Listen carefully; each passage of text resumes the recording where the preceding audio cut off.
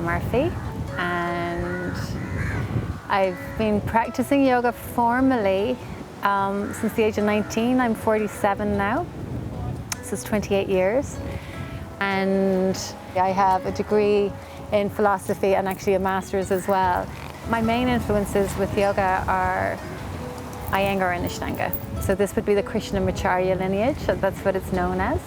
And I studied Iyengar for 12 years and Ashtanga for 8 years. I gave up Ashtanga after Pattabhi Jois died, shortly after.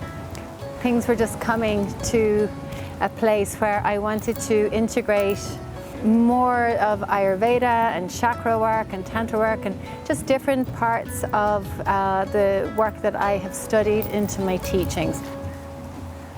I think I'd been teaching about 10 years before I started teacher training. Yeah, and then I've been training for the last 10 years. Yeah, so I'm teaching 20 years and all training for 10 and teaching for 10 before that.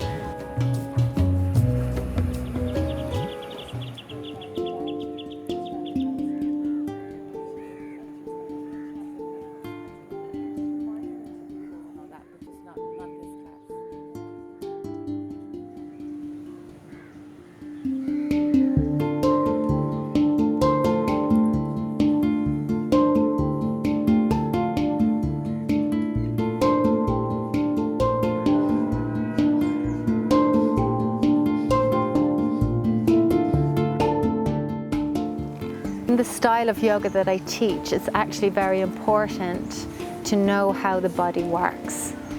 And because I'm a trained neuromuscular therapist as well, I would have a deep insight into the body scientifically as well as from a yoga perspective. And fascially looking at how everything is connected in the body. So I explain the biomechanics of the pose and how they tie in with the adjustments and why we do this and why we do that, so that people can, through the adjustments, learn how the pose works. And I think it's really important to provide a level of safety in the teaching of yoga, that people, should know the functions of muscles and what they do, and the common mistakes and the common neuromuscular mistakes and related to poses, etc. So my teachers get all of that. Okay, so you're basically going to lift the hips, come forward onto the hands, stand up a little bit. Good. Take chaturanga in the arms, so narrow the elbows. You have that. Excellent. Good. Don't go too low. Yeah, but yeah. And then you're trying to straighten out that bottom leg. So you can see here that I'm just standing there, yeah. And then this straightens out. So yeah, it is touching that arm a little bit. Okay, so what I want to do is sit in Sukhasana, easy cross-legged. And you're going to do some lateral flexion. And the idea here is that, so you're waving the arm over. So you can choose one side first. Good. It's comfortable for you to contract this side here and open this side. Yeah. And then there's not much opening here. Yeah, because again, on the other side you should get more opening here, and then this side.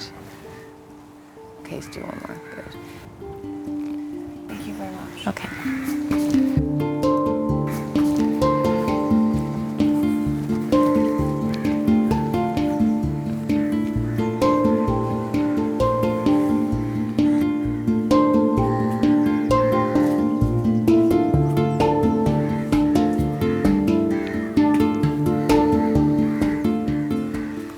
ground, shoulder width apart.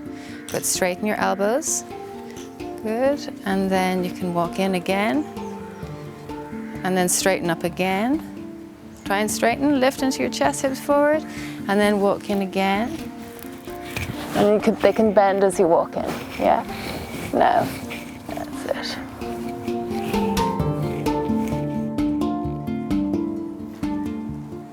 People tell me all the time that one of the big reasons they choose my training is because of the anatomy and the alignment.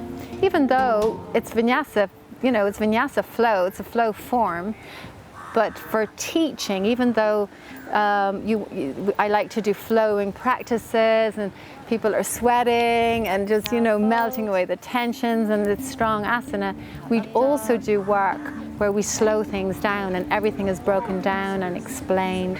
And how the body works, not just in relation to the poses, but also the body itself and how the central nervous system works in relation to stretching and different things like that, and the mind-body connection. So there's a lot more depth relating to the anatomy that I believe when we teach this type of yoga is very important.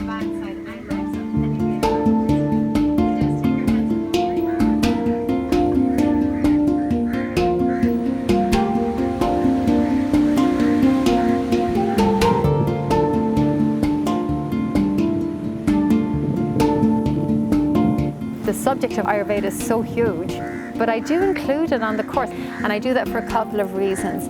One is that it's a form of self-development for people, so when people get to know their dosha, or their prakriti, which is the constitution they were born into, people love that, you know, and when they see it in other people as well, and it starts to explain a lot about why they may act a certain way, or so they see it themselves in relation to nature, which is really, really interesting.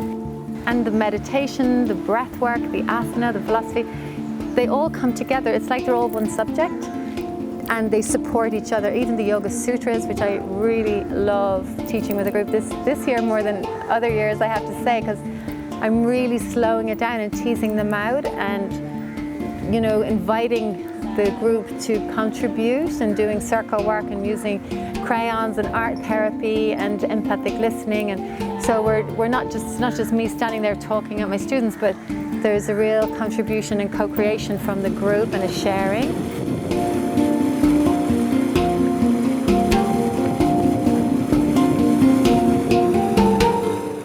We're in a very idyllic holiday environment, and I think it's great to be in a beautiful environment for the training, and you know, it's a real blessing, but it is not a holiday.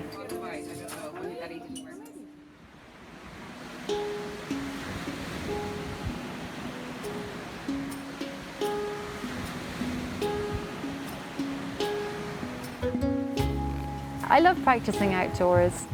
Ultimately, the connection with nature is beautiful. And even when I practice at home, I practice indoors, but I'm looking out over water and a lot of trees.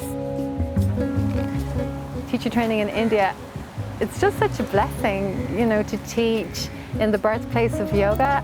And there's just an energy here that, you know, isn't anywhere else. And I have to say, I feel very, very grateful for that.